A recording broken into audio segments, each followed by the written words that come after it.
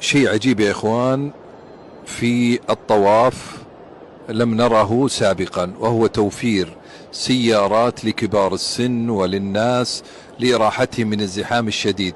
فشكرا للمملكة العربية السعودية على تيسير هذا الأمر لزوار ومعتمرين وحجاج ومقيمين بيت الله الحرام. شكرا لهم، أسأل الله سبحانه وتعالى أن يجعل هذه البلاد دائما في خدمة الإسلام والمسلمين.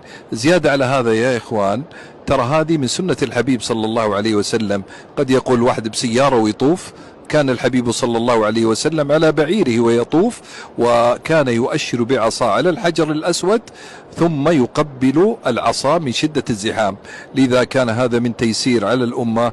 إذا استشعروا هذا الأمر من يسر الإسلام وسماحته، وانشروا هذا الأمر لغيركم، لعل كل من ركب وتيسر أمره يكون في